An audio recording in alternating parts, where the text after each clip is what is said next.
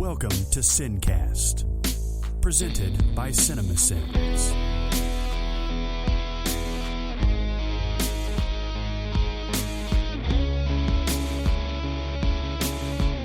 All right, everybody, welcome to the Sincast. This is Chris Atkinson from Cinemasins, joined, as always, by Jeremy Scott, the voice of Cinemasins. Hello.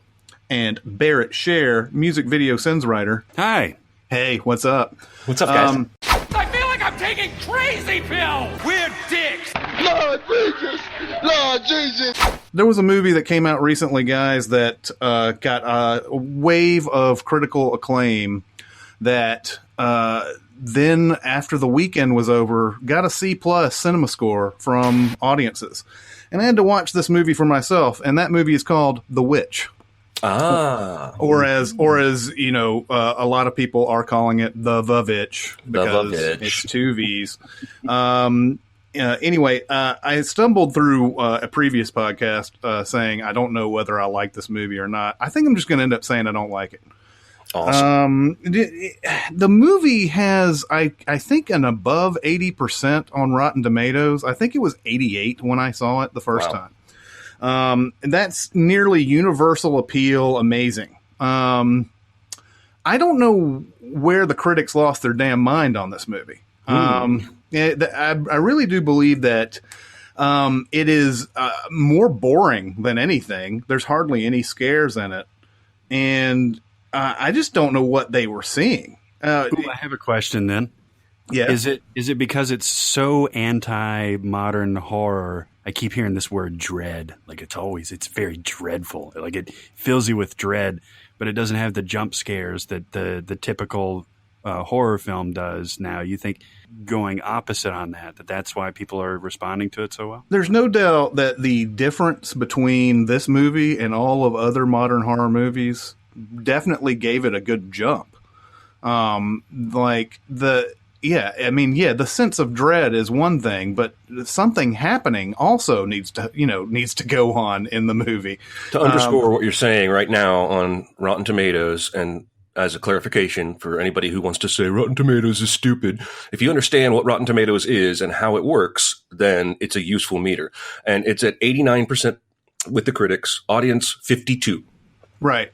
And that's about right. I think it was because it was so different from what we'd seen before. What we're seeing with most horror movies, which are a lot of jump scares and so on and so forth. But there's a way to make a movie filled with dread and then sort of make you fearful, and feel like anything can happen. But this movie never really gets to that point where you feel like anything can happen at any moment or anything. And it's just, I think it's just boring more than it is anything else. I just don't understand. I really don't understand it. I really do think, Barrett's onto something there. It's something that's completely different from what we've been seeing, but it just ultimately fails. It's not entertaining. What's interesting to me is that the people that I've seen that really liked it, are super angry about people who don't. Yeah. It's one of the more vitriolic discussions. It's a very divisive film, I think. Yeah, it really is. And I don't have a problem with people loving it or anything for whatever reason that they have for it. But just for me personally, I just don't see it. There's the movies that the horror movies I've always liked are Halloween and The Shining, and those are the two top ones for me. And obviously, The Shining, more than any movie, sets that sense of dread more than anything, and things actually happen in it, and you think there's some danger involved and everything. And yeah, I guess The Witch does set the tone pretty early because you see it in the trailer. The baby gets kidnapped. But I don't know. That's one of like three things that happen in the movie, and it's hard. It's hard to really, the gaps are filled. There's another thing in that trailer that says, it felt like something I shouldn't be watching. And the only thing that I can think of on that, I've discussed this with a couple of people. The only thing I can think of is that there's a couple of scenes where the brother is looking at the older sister in a sexual way. And that is the only thing that I can think of about that movie where you're sitting there going, I really shouldn't be watching this. But it doesn't have much to do with the horror that's in the movie. So what do you? I don't mean to get too granular about this, but like, what is? You mentioned the Shining setting up a sense of dread, and since that's kind of like the lead with this movie with the witch, like I don't think the Shining really does. Like it's kind of more of a pervasive slow burn of just. I wouldn't say it's dreadful. Like it pops to me at different times, but is watching somebody just, it's what I equate to watching The Walking Dead now, is it's just goddamn dreadful. It's just full of like awfulness. Yeah. And I don't like watching it anymore. I know people do, but it's just like, oh man, this is just so hard to really get behind. For me, it might be a difference of what we think dread means in this context. I think it means that we know that Jack Torrance has been a bad guy before. He's abused his son and all that, and it looks like he's trying to have a fresh start, and it looks like he's trying to be a good person and all that. But the loneliness and isolation of the manor that they're in or whatever, the hotel, is making him into a horrible person, and that's what you dread during the movie. No, I get you. Yeah. But that your definition of it is perfectly valid. Thank you. So that's The Witch. The Witch is a movie that is just baffling to me, and maybe, like I said in the last time, maybe I'll have to watch it again, and I'll really get it. But do you have any movies? Do you guys have any movies like that? I did not care for The Godfather. What? Did not care for The Godfather. It's like the perfect movie. This is what everyone always says. It insists upon itself. What does that even mean? Oh, well, I think I've talked about it before. But you mean movies that people love but baffle me? Well, just that, I guess so. Yeah, people love, critics love, whatever. Yeah, well, I mean, the one I want to talk about most is, Seinfeld beat me to it by about maybe 20 years, but it's The English Patient. And when that movie came out, for those of you that weren't around or have never seen this movie or heard of it, it won all the Oscars, basically. I'm looking at it right now. It was such a strange year, too. It was like that was the year of all the independent movies, basically. Yeah. And so these reviews are calling it sweeping and epic and romantic. And so I took a date, right? And it's 3 hours of boring adultery. Like, nobody's happy. There's nobody that's likable. It didn't feel romantic to me in the slightest. Right. I mean, there were times where they had sex, but everybody's cheating on everybody. And I don't know. It was just, and it was so long, and the girl never went out with me again. And so I actively hate this movie. My favorite was not to go back to Seinfeld too much, but when Elaine Bennis is describing it, she's describing it to a waitress, and she's like, and those sex scenes, I mean, come on, give me something I can use. You know what? It's funny. This is a movie that I am opposite on Jeremy about. It's one of the few. Yeah, I actually really do like The English Patient, and I remember watching this movie with my brother. And I remember the scene where the plane crashes, which is always shown as, Walter Murch's editing skills, basically, is, that's what won him the Oscar. That plane crashes. I remember him turning to me in the theater and going, "This movie is awesome."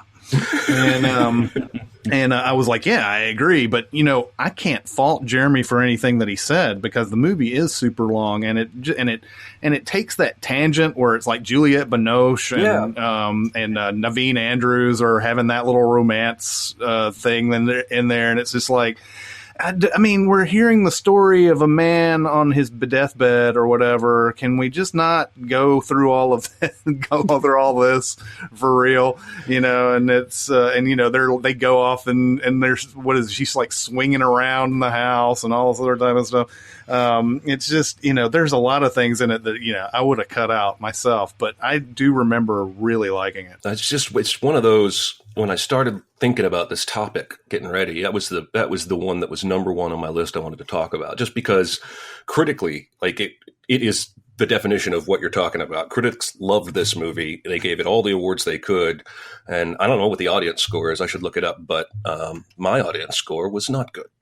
Yeah. What Oscars did it win? It won Best Picture. And it, I mean, that was the big one. It won Best Picture, but it was the year where you had, it was Fargo that it beat. And Fargo, I was rooting for Fargo to win that year. Of course. But it was a lot of independent movies, like Shine was one of them, and can't remember the other couple. But it was the year of the independent movie, and the only one that ended up not being independent was English Patient, which started off as Miramax, and then I think it ended up being Fox or something like that by the time it was over. For the record, it won Best Picture, Best Supporting Actress, Best Art Direction, Best Cinematography, Best Costume Design, Best Director, Best Film Editing, Best Original Score, Best Sound Mixing. Yeah, it was basically destined to sweep. Jerry Maguire was another one that was nominated. That was the big one. Sony was the only big studio in that whole group. But I remember Jerry Maguire being nominated as well in that. That was just such a weird year. It was such a weird year. And so they went for the big traditional epic, even though, it is 3 hours of adultering. But Barrett, do you have a movie? Yes, I do.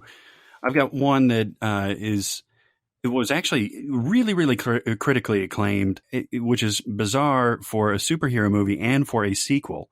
But it's Spider-Man 2. Oh my God! You're gonna get you're definitely gonna get opposition on this one. I agree. I knew it, and I'm gonna get opposition from the listeners too. But I'm not saying necessarily that it's a bad movie. Okay. But I think it's overrated relative to how people are framing it.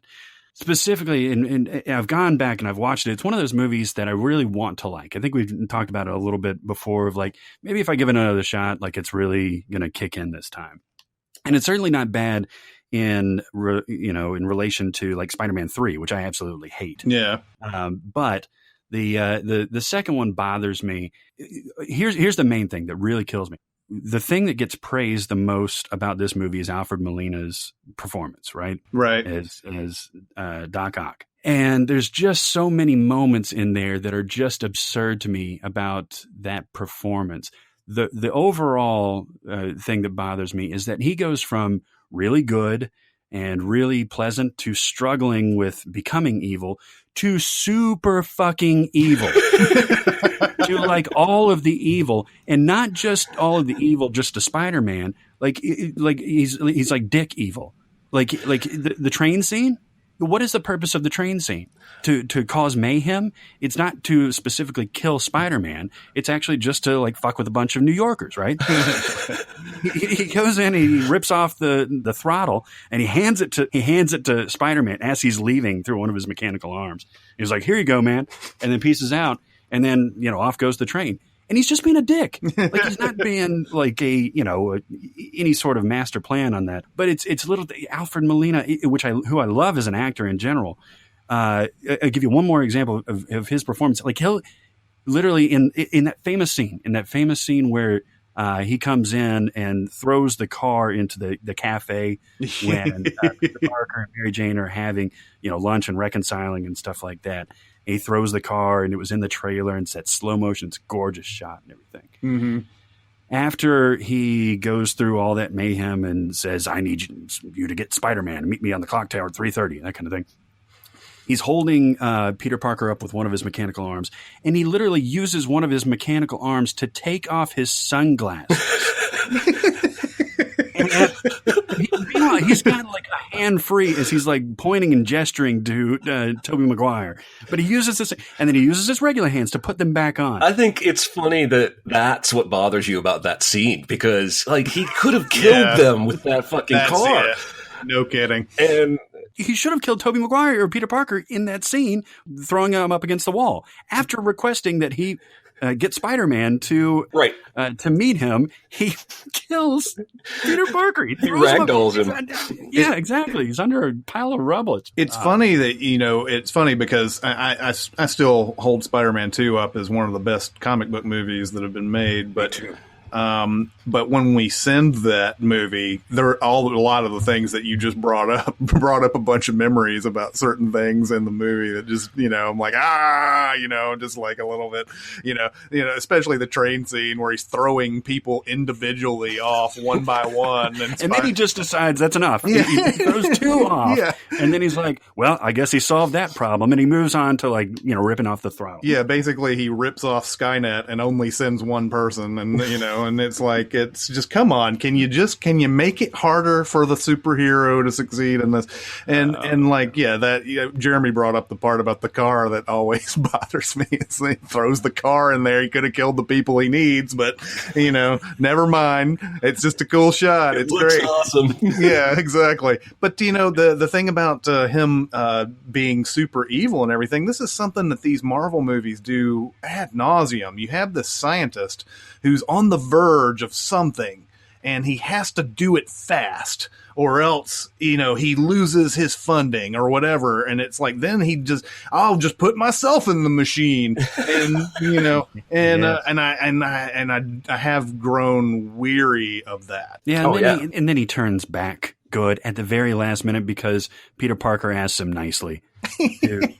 Well, that is a theme through all the movies, right? Like all the Spider-Man movies, they all have a villain who, for at least a glimmer at the end, realizes how evil they've become and has a change of heart. The third one has the Sandman, who's not entirely bad, and then even Harry's dad was like, "Don't tell Harry." He sort of realized, or whatever he says right there before he dies. Another one that is in a big popular entertainment that got, I believe, 81% on Rotten Tomatoes is Furious 7. Furious 7, I really do believe that the last few Fast and the Furious movies, the critics have just basically thrown their hands up in the air and said, I don't know how to hate this movie anymore. We give up. We like them now. The problem I've always had with these movies is not that it's got ridiculous action in it. I like ridiculous action. But they have taken out the concept of death or the possibility of death in these movies. And there's people crashing cars through windows. The thing is, windows are really, really strong, guys. I mean, you smash through one of those, there's a really good chance you ain't coming back from it. And people, there's always people smashing through windows and stuff, and then of course Furious 7, decides we're going to smash not only through one window and another window into another building that's 50 stories high or whatever stories it is. We're going to smash through another window and another window of another building, that's that high or whatever. And there's just never any chance of them dying. And we said this in the Sins video, when the car actually finally falls to Earth and smashes and everything. If those people were in it, they would have lived. They would have found a way to live through that because that's the way those movies are. Well, yeah.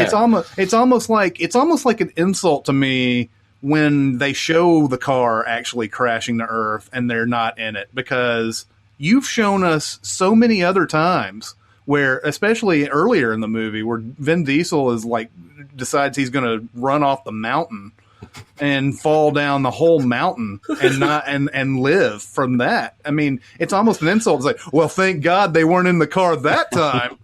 Well, and they even try at the end of the damn movie to make you think Vin Diesel died with a fake out, right? Where she has to remember and that somehow brings him back to life or whatever. But it's I always hold this movie as a perfect year for this because you've got Mission Impossible Rogue Nation and Furious 7 that both try to do, in my opinion, the same kind of thing in terms of ridiculous action. And one succeeds enormously, and the other is just, it's like that song on the radio that you don't like when you hear it first, but after you've heard it ad nauseum, you can't help but sing along to it. Yes. And not to mention that, there's an element of realism with Mission Impossible just because Tom Cruise is insane and he's willing to do all this crazy, he really does a lot of this stuff. Right. So I think that's my main bone to pick with those movies, and it's You really guys there? it's really the only reason I don't like them very much is they have upped the ante on these stunts and everything, and they actually do most of these stunts, which is commendable, but it's also still ridiculous. I don't care if they survived it or did anything real or whatever. I can handle a lot of this stuff. It's just that, man, every single time they just, whatever you throw out there. The thing about movies that I always argued before we ever did Sims videos and stuff is, when people would always say, well, that's incredible. That can't happen. And that's a lot of serendipitous things to happen all at once to, whatever. I think I can take that for one movie, one story, but this is now 7 movies that they've done, unbelievably. Well, actually, since they started doing the heist movies more than the racing movies or whatever, they've done it for 4 movies now, where they've 2 hours filled with unsurvivable stunts, and now I can't. It's too much. So they're raising the stunts and eliminating the stakes. Exactly. Exactly. Do you guys have any others that you... Oh, man, I have 15. I'm just going to... Okay. I got a lot. I'm not going to talk about all of them, but... Sure. Here's another one that is kind of recent. American Hustle. Good one. Good one. And now, I think the audience was a little more mixed like me, but the critics loved it, and it was nominated for a lot of awards, and I like all the people in it, but it just does nothing for me. I am completely unmoved by this story, and it may just be because everyone looks so terrible, except for 1 or 2 people. But Christian Bale's uncomfortable to watch in this movie. Yeah, that's a movie that's really... I'm kind of with you on that. I think I may have liked it a little bit better than you did, but it... Yeah, I know what you mean. It's a movie that's not nearly as great as it's being sent up to be. It's almost like because everybody got on that David O. Russell train with Silver Linings Playbook, that they gave this one even more of a boost. And The Fighter right before that too, right? Right, The Fighter before that. It's got that ensemble cachet too, right? Having all these like we were talking about with Paul Thomas Anderson, all these amazing talents in one centralized location that they can kind of show off for each other, right? Yeah. I mean, it's an acting showpiece, and I don't even know if anybody's acting performance is bad. It's something about the movie that just never pulls me in. It keeps me at bay. I will say, though, the one scene with Bradley Cooper making fun of Louis C.K. makes me laugh a lot, just because of how he completely just destroying him on that. Of course, it's set up just before, it's something where it sets up just before that, where Bradley Cooper gets his comeuppance, but I love the way he's mocking Louis C.K.'s character in that. But American Hustle is another one that I've heard other people say that too. It's just there's something about it. I can't quite put my finger on it. Barrett, you got another one? Yeah, I got one that's pretty recent too that we touched on a little bit before. Django Unchained. Ooh, good one. Again, this is something that I wouldn't say out of hand is a bad movie, but I didn't like it hardly at all. There was just a few parts that I actually really liked. The dialogue, Leo's performance is great. Christoph Waltz is great, but the dialogue overall is not doing it for me. The ultra violence, the racial insensitivity that they're almost wallowing in is not good. And it's really, really long. It's almost like English Patient long, and it's too long it looks like to fit in just an ill-advised cameo from Quentin Tarantino. There's a very definitive endpoint to that movie, and then you look back on it 45 minutes later and you're like, hey, wow, that would have been awesome if it ended right there. Django Unchained is a movie that I remember when it was out, some of the younger workers at the movie theater that I worked with thought this was Tarantino's best movie. What? And I was I was struggling to understand why that was the case. And it might just be the fact that it's a revenge tale. It's a slave who got revenge, and that's the ultimate reason why people like it so much. It's we taught them slave owners. Yeah, we get it. Quentin, though, right? We get that you like blaxploitation and you like spaghetti westerns and that kind of thing, but there's a reason that they're not made much anymore, right? I mean, I didn't hate that movie. I didn't love that movie. It's one of those in Quentin's resume that's just there for me. I don't feel myself compelled to go back to it. I have a tangent, by the way, about Django Unchained. Django Unchained, for me, will always be the movie in which this woman came out and fainted 6 or 7 times in front of me. And it wasn't because of the movie. She was going to the bathroom. See, and of course, this always happens towards the end of your shift. It never happens, like, at 2:00 or something like that. But I'm like making one last little walkthrough of the movie theater as an usher manager or whatever. And out of the theater for Django Unchained, this woman comes out and she's going to the bathroom and there's nobody else around. And she starts talking to me, and then she faints and falls straight to the ground, head hitting hard, all this other type of stuff. And I was like, holy crap. And so, like, I call over the radio and tell the guy at customer service to call 911 and all this other stuff. But she keeps trying to get up. She keeps getting up, and then, like, she'll walk a couple of steps and then suddenly just completely frozen, falls down to the ground. And she was getting into the bathroom, and like there's a trash can that was inside on the corner of it. And she was like dangerously close to that and falling and hitting her head on that. And like, she kept doing it. And like, I'm sitting there like nobody else is coming out. And I'm like, I'm telling the guy, customer service, to dial 911. Hardly anybody else comes out and witnesses this. And it's almost like this, just like when I tell this story, it feels like it didn't happen because nobody was there to witness it for me and everything. So I look like a crazy person a lot of times. And like the woman, when she finally comes to enough to get into the bathroom and everything, she's like, can I go back into the theater? And I was like, no, you can't. You can't do it. No, hell no.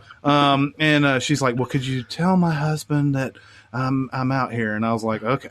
And I went in there and I found him, and he comes out and he's all pissed off and everything, and like making weird accusations like, why didn't anybody tell me this? Like I was, like anybody was supposed to know that he was the husband out of 200 people, and all this stuff. And like, so then the ambulance shows up and they decide not to use it. The guy is like so pissed off. Apparently, I mean, either the girl's never like told her husband about this, or about her condition or whatever it is that she's doing. Who knows? But, I was really racked with like, what was the right thing to do in that situation? Should I have let her back in the movie theater with her husband while she's like falling down and stuff? And oh my God, it was the craziest thing I've ever seen. And nobody was, like I said, nobody was around to witness it. Since it wasn't real, you don't have to worry about it. Exactly. Since it wasn't real, I can just do this podcast knowing that and not have to go and seek mental professionals. I think we should keep that story in this podcast as evidence that we should do a whole podcast down the road of movie theater stories. Yeah, absolutely. And we might even want to save it for a later time if you want to. But that's a teaser, baby. Yeah. Tease that. Anyway, Jeremy, do you have another one? Go ahead. Oh, yeah. I'll go all day. I do have one that doesn't qualify for this discussion, but somebody asked a question about it, so I'm going to sneak it in at the end when we do questions. All right. Here's another one that was critically acclaimed that I don't get, and it's Atonement. Oh, yeah. That's a really good one. And again, I think the actors in it are good. I think the performances are good. I don't know why anyone would want to watch this story. It's a very disturbing, like uncomfortable, dark story that it is not romantic. I mean, I guess somebody sees romance in it somewhere, but like, it's just depressing. It's like, hey, go feel bad for 2 hours. Oh, but that dress though, that dress though, that was, what? That's the thing about movies like that is there's always that one thing that somebody holds on to, and it's like Keira Knightley's dress. That was amazing. Let's call the whole movie good because of that. I mean, if you haven't seen it, I don't want to be a spoiler or anything, but there's some really uncomfortable young person sex stuff that happens, and then people get old and struggle to cope with it. Young person sex stuff. I don't know how else to say it. Barrett, what you got another one? Jesus Christ. What are you going to follow that with? Okay, I've got.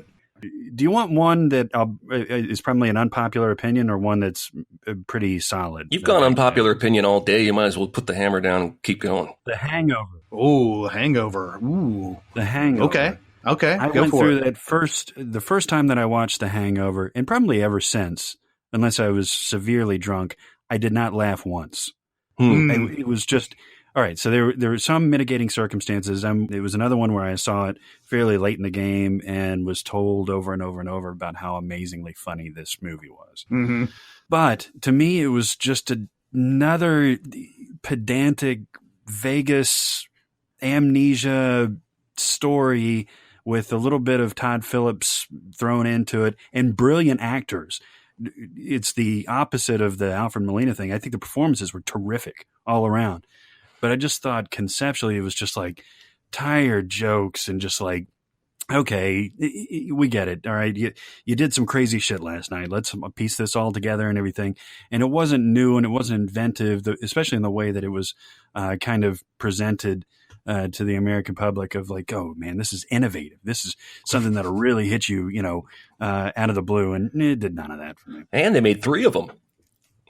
Yeah. Well, yeah. And don't even get started on the diminishing returns from the sequels, obviously, where they just copy the same. Yeah. I will say the Hangover is overrated for sure. But there are some moments that I did laugh in this movie several times, especially like Bradley Cooper doing some things in this that just it always surprises me. I love the part where they're looking at the videotape of them stealing the tiger out of Mike Tyson's mansion. And there's a point where Cooper turns to Tyson. He's like, you know what? These creatures are so majestic and everything. And then they go over to the video and Bradley Cooper's like, I'm going to fuck this tiger. And he's sitting there like, and it's so funny to me because it's, they're so drunk and they have no idea how much danger they're in. And everything, and there's just this crazy stuff. And there's that scene during the, when Zach Galifianakis is basically playing Rain Man. He's doing all these things, and like there's the part where there's all this cutting and editing and everything, and there's that lone shot of Bradley Cooper flipping off the cameras.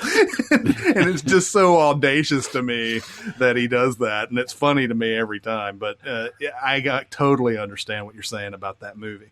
Yeah, it's not a movie that I enjoyed as much the second time I saw it as I did the first. And I wouldn't say I loved it. I laughed plenty, but it's not, having come just, 10, 11 months after Tropic Thunder, it was not as funny as that for me at all. Like I roared through that whole movie. Oh yeah, for sure. It was terrific. Okay, so here's one. Have you guys seen Pan's Labyrinth? Yeah. No. You haven't seen. Okay, Barrett, you have? Yeah. Do you like Pan's Labyrinth? I like Pan's Labyrinth. I didn't love it, and I agree with you if you're saying that it's wildly overrated. Well, yeah. I actually watched it this morning just to sort of, I guess at the expense of possibly liking it and then not having a movie to talk about. But it's a good morning movie. Spanish Civil War. Sure. Fascism and but I watched it again just to go back over the movie. It's 10 years old now. That's hard to believe. But I was trying to put my finger on why I didn't like this movie as much as everybody else did. And the critics, I believe Rotten Tomatoes, that was 95% on Rotten Tomatoes. When you see the people percentage, it's 91% of people love it. That sounds about right.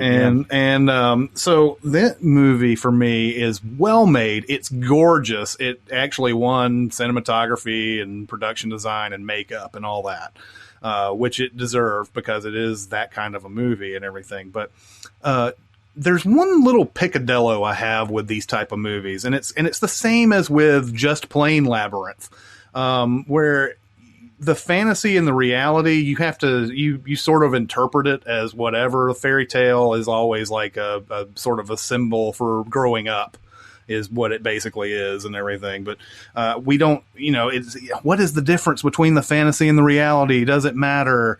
There's that scene where she puts a mandrake root underneath her mom's bed, like in a bowl of milk or something, and that starts making her better for some reason. And then but the main, and then there's a scene where the captain, the guy who plays the captain, is really great. Sergey Lopez is his name. Yeah. He's actually a really good villain in this movie. But there's a point where he finds the mandrake under the bed, and he gets pissed off at it for no reason. Throws it, the mom gets the mandrake root and throws it in the fire, and why would there's no harm in whatever she was doing, but they overreact to it. And but the main thing about Pan's Labyrinth is that it seems like she's making up all this stuff that's happening in her head. She's being very imaginative and everything like that, but she keeps breaking the rules in this thing, and somehow that and somehow is allowed more chances to do stuff.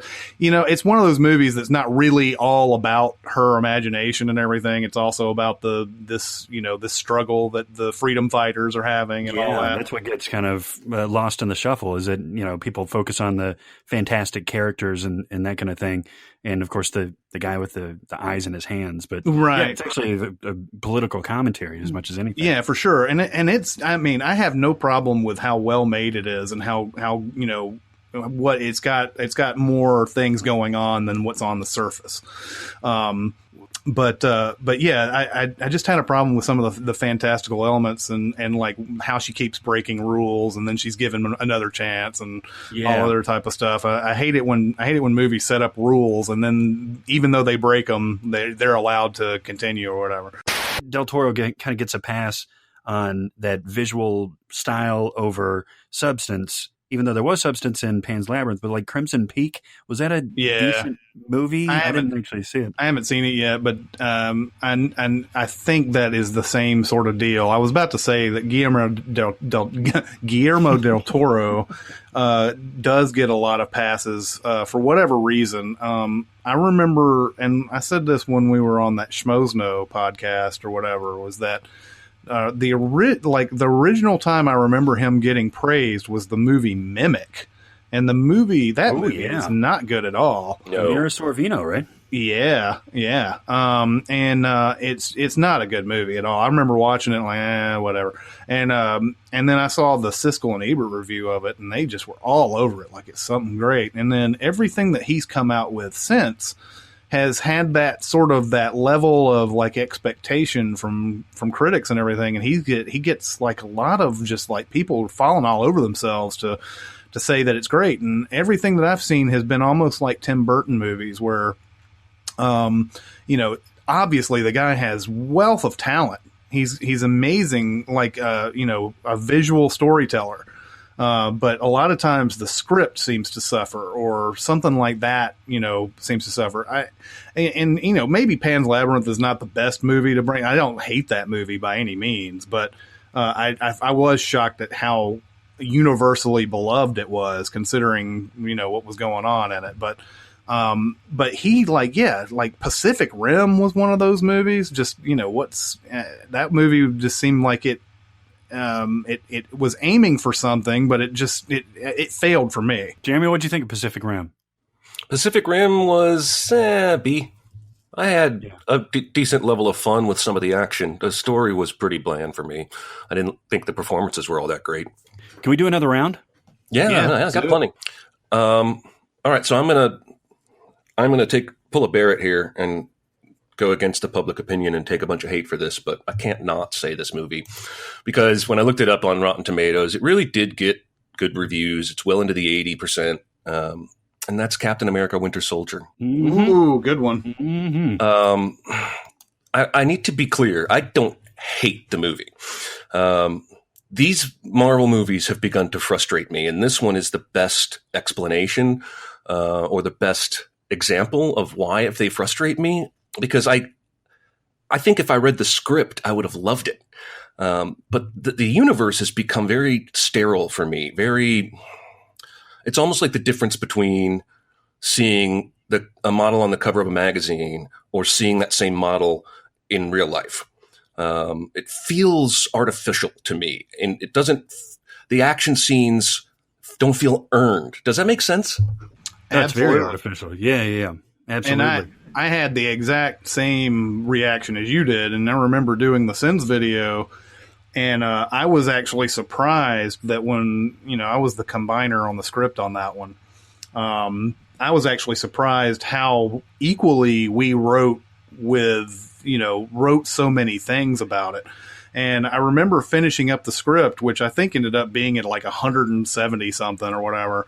And you wrote back to me and you were like, this movie's beloved, right? And I was like, yeah, I know. But I mean, we both didn't like this movie at all. Yeah. And I think we had to be fair to ourselves on that. We couldn't just cut stuff just to cut it.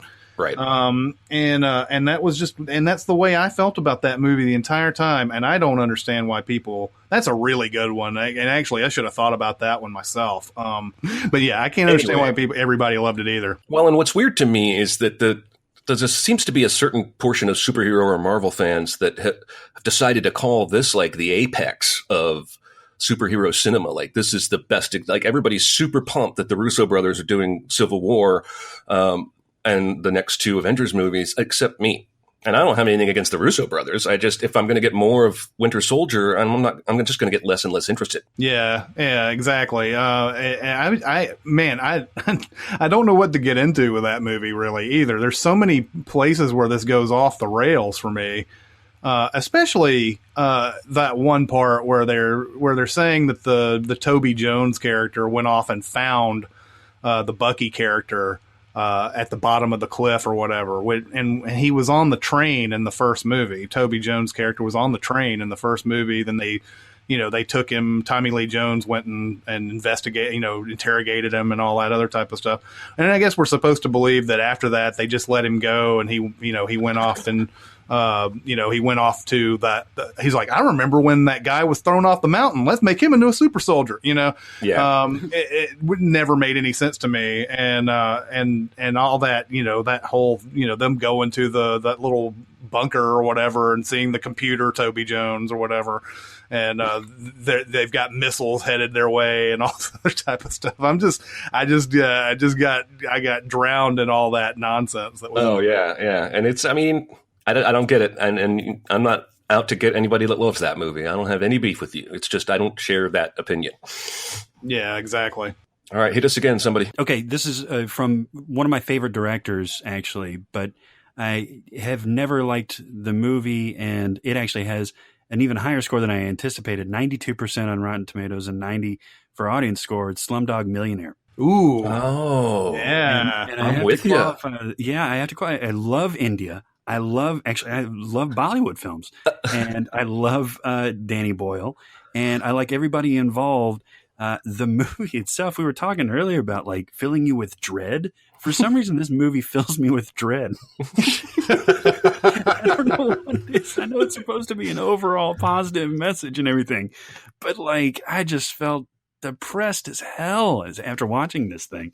And the performances are fine. The direction is beautiful. The colors, but there's just something about this movie that just bothers me. I think it started from the first bit of the movie where the kid falls in the bottom of a latrine and just like, I know he's searching for his card and everything, and triumphantly, as he's covered in shit, like, raises it up and says, "Oh, I did it." But anyway, I don't get why that movie got what it got. Wasn't it based on a book? I don't know. Okay, well, whether it was or not, it's one of those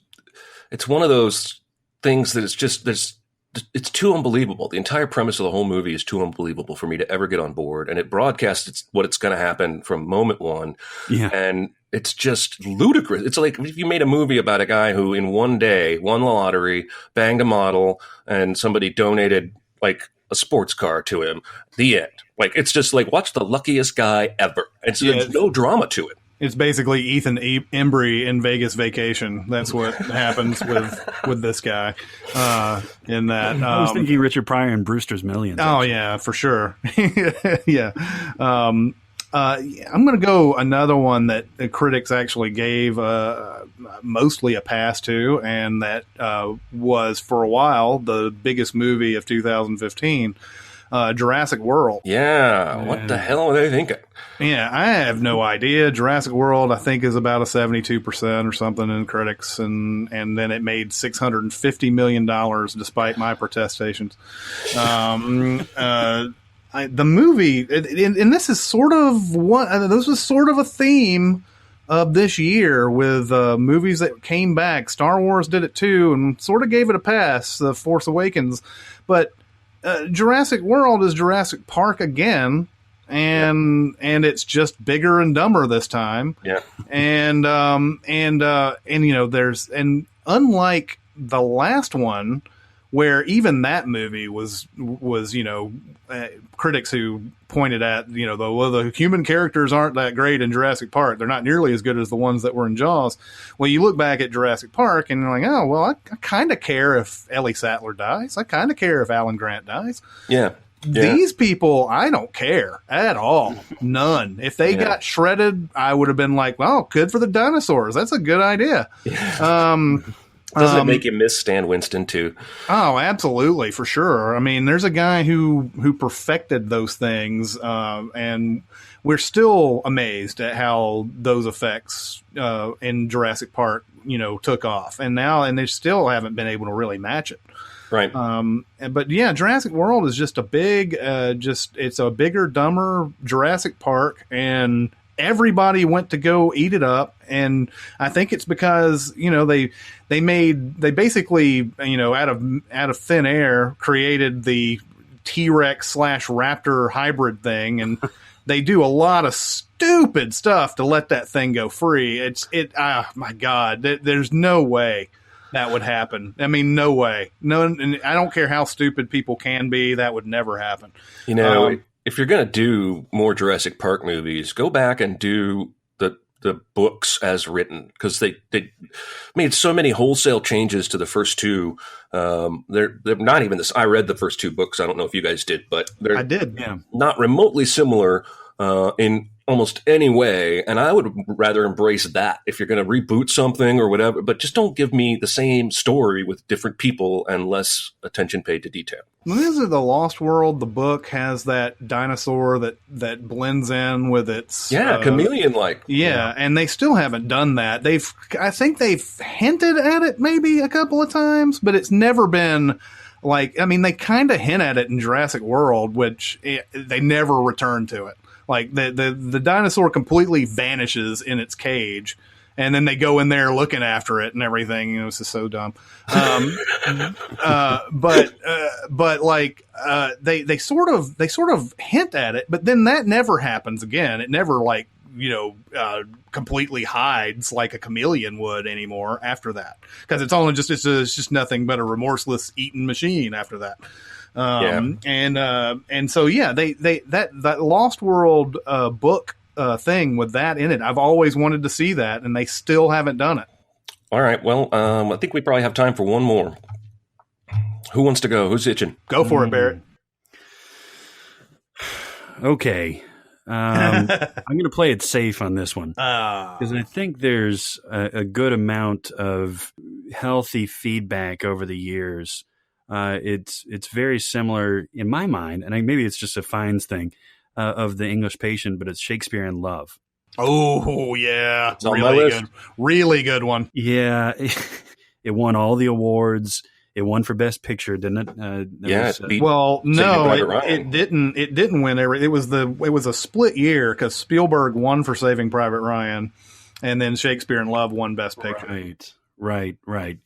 Yeah, and it's a comedy. I mean, it really, I guess, boils down to it. But just the amount of love that was heaped on this movie was just kind of absurd to me at the time, and it has kind of compounded over time. You guys think the same thing? Yeah, it basically comes down to whether or not you are well versed on your Shakespeare famous lines and situations. But yeah, it's another one where your enjoyment of the movie a lot of times depends on, like, that was the Hamlet line. Oh, that was, it's like, here's a bunch of Shakespeare references. Exactly, it's great. Exactly. Yeah. Have your Cliff's Notes with you. That was that odd year. You had 3 World War II movies got nominated for Best Picture. Saving Private Ryan, The Thin Red Line, Life is Beautiful all came out. And then you had the 2 Elizabethan era movies got nominated, Elizabeth and Shakespeare in Love. Question. I have a question. Just one more thing. I want the truth! I know more than you. Jeremy, do you have any questions for us? I've got a couple, and one is just an excuse for me to talk about a movie I hated that I couldn't quite put in the last discussion. Somebody asks, what are your thoughts on The Good Dinosaur? I have not seen this yet. Have you seen it, Barrett? No, I haven't. Okay. Well, then allow me to take the floor. Yes. On Rotten Tomatoes, it's a 76 critic, 68 audience. The audience is closer to right. I'd give it like a 40. I will say, in the movie's defense, it is one of the most gorgeous Pixar movies ever. There are shots in here that if I wasn't so angry at the movie by this point, would have dropped my jaw. But these movies take a long time to make, like years, right? How did you not, at some point along the way, realize you were making The Lion King with dinosaurs? This movie is The Lion King with dinosaurs, and you will see so many parallels once you watch it in that way. You will not be able to unsee it. Down to the father dying, being washed away by water instead of, buffalo or whatever the fuck, appearing to the kid at the end in a vision to encourage and inspire him. I was so upset at this movie that I really wanted to like that I'm going to go out and make disciples. I'm going to tell other people to hate this movie. I will say that I haven't seen it, but it did seem like a Pixar movie that they were just kind of brushing under the rug a little bit. Well, they recast it like 6 months before release. Oh, really? I didn't even know about that. Yeah, they recast all the voices. And it felt like, it felt like they were dumping it, because remember, Pixar usually comes out with a big tentpole movie a year, once a year. Yeah. And they came out with Inside Out over the summer, and that was their big movie. And then suddenly there's this other one, and you didn't see very many trailers for it, and it wasn't very prominent, and it didn't seem like they were proud of it. And they said, well, let's dump it on Thanksgiving and see if people come see it anyway. And that's exactly, that's what I was going to say. Like, I am the prime demographic for advertising for this. I've got an 8-year-old son. I barely heard anything about this, and I would have heard it because he would have told me about it every day, like he did Inside Out for the preceding 3 months before we saw it. So I heard barely anything about it. So it's a weird marketing strategy. It completely wastes a really good premise. Like the opening shot of the asteroid that killed the dinosaurs actually misses Earth, and the dinosaurs shrug at it and go back to life. What would life be like with dinosaurs and humans on the same planet? And what they give us is a feral child who grunts, and he hangs out with the dinosaur for a little bit. But they don't explore that at all, except that the dinosaurs fucking farm corn and shit. But, God, the movie was so disappointing to me. I'm actively going to try and encourage people to hate it. And this is something also, we'll probably have to have a topic one day about how Pixar has started to fall off since Disney officially made them, bought them back out into the company and put John Lasseter at the head of the animation department and all that, where, it seems like all the good stuff is going towards Disney Animation now, and all the other stuff is going towards Pixar. Well, and Disney Animation's killing it, right? I mean, I didn't love Frozen, but if you count Frozen and Wreck-It Ralph and Big Hero 6, and now apparently Zootopia is a home run, they're beating Pixar's ass lately. Yeah, and those are movies that usually normally would have been Pixar movies, and now they're the Disney Animation, and it's almost like somebody's out with a grudge on that. Well, Pixar was upstaging us all this time. Now let's just make them come out with stupid sequels and like horrible original movies. Inside Out was good though.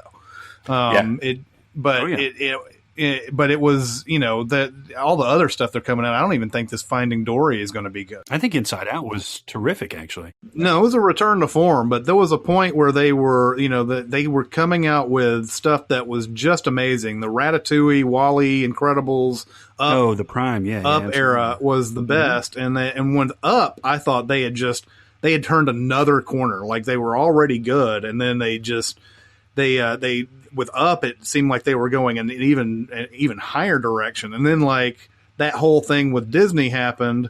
And then suddenly it was like, well, they've been commissioned to make Toy Story 3 and Monsters 2 and Cars 2 and all that. So maybe another topic for another time. Maybe we said what we need to say about it. This one seems kind of fun to me. If you had the power to keep one intellectual property from being remade or get another sequel, basically erase it from existence or stop it, what would you choose? And I'll start off while you guys ponder, because I'm going to go with something that was just confirmed yesterday to be a real thing. And that's the Men in Black 23 Jump Street crossover film. Okay. They have hired a guy who wrote Edge of Tomorrow, which I read last night online. Doug Liman apparently threw out 2/3 of the script and rewrote it. Okay. And he's going to write a movie that will cross over the Men in Black and 21 Jump Street universes. And I just want to say, please don't do this. Please don't do this. Yeah, it seems like a sort of, you've already kind of ruined Men in Black as it is, but you're ruining the sort of the momentum of Jump Street. But I imagine Jump Street basically overtakes Men in Black in as far as style is concerned in a movie like that, right? I don't know, but it's the reason it bothers me is that it's a stunt. It's a stunt. It's not a movie. This is not what movies should be about. You're going to get butts in the seats out of pure stuntness and curiosity, and it really rubs me the wrong way. And I think such a weird combination. Well, it is a weird combination, and I don't know what you're gonna do with that. But I mean, let's take this to its logical conclusion. If it succeeds, they're going to do more of this kind of thing, and they're going to start making Die Hard plus, I don't know, Mars Attacks. That's the other thing, is that you have not only the combo thing will start happening if it's a successful movie, but you also reboot Men in Black again, basically, right, where you don't need to do much more. You can't do much more with that, but they will come out with another standalone Men in Black movie because it'll be a part of that quote unquote universe. I think that's what they're doing. I think that the end of 22 Jump Street takes things to this ridiculous level, right? Yeah. With all the sequels.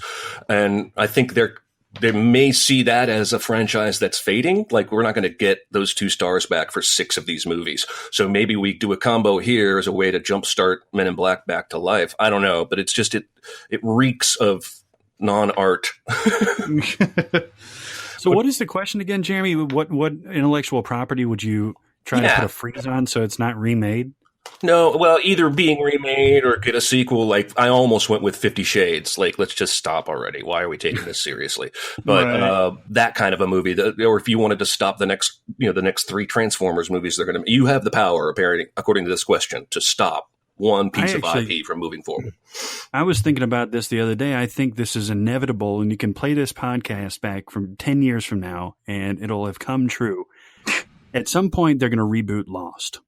Oh, wow. Or remake Lost, or some sort of tangential relationship to Lost. And it may be the Lost creators themselves that end up doing it. But it's going to be rebooted, or some Star Trekification to Lost as a series or as a concept. They're going to say to each other, this time we'll actually know what's going to happen when we start. Yeah. You know what? I don't know if I've ever thought about this. I mean, mine is going to be pretty basic, just because I haven't had much time to think about it. But Fantastic Four, obviously, is something that shouldn't be in Fox's hands anymore. Yeah. You had 3 chances, and you should just go ahead and give that back to Marvel and let them do whatever they want to do with it. X-Men, they've done okay with, and obviously Deadpool, they've done okay with. But Fantastic Four is obviously just super failure, and like they're going to keep on trying to make one to keep the rights for it. And are we going to just keep seeing them get their powers again? Like, let's keep doing this origin story. I mean, that movie seems like that should have made it a nail in the coffin for Fox. Yeah, but I don't know how in the world they could make another one after this. They will. And Absolutely. they just announced a Venom movie yesterday, too, that won't have Spider-Man in it.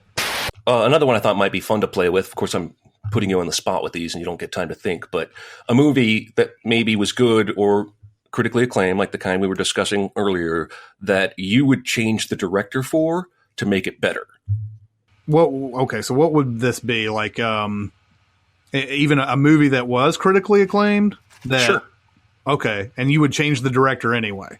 Yeah, well, I guess you're starting with something maybe you didn't like as much as the critics, and that you would fix it by saying, well, the director for this was all wrong. It should have been this guy. Well, I'll throw out, as long as I'm still involved in the discussion, the X-Men Days of Future Past.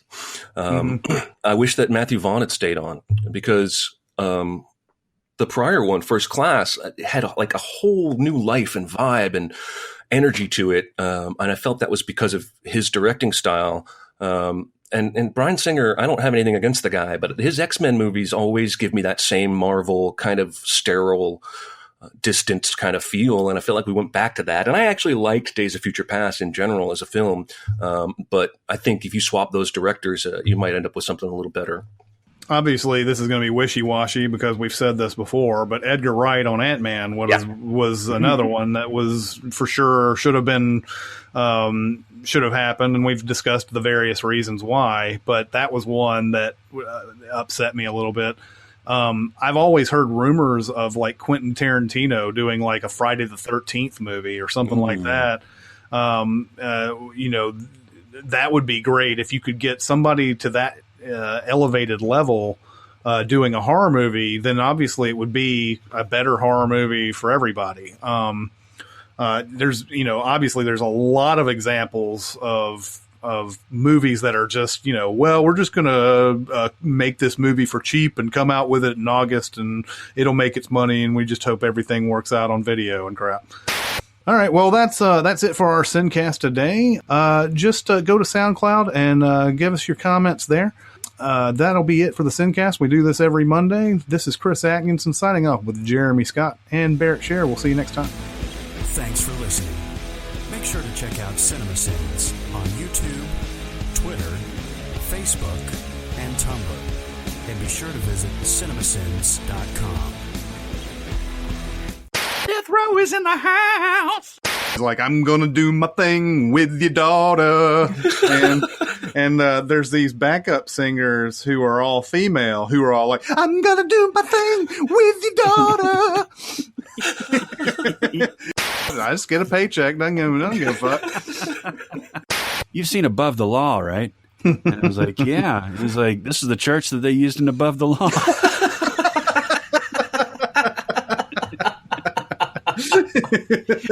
Yes. That's the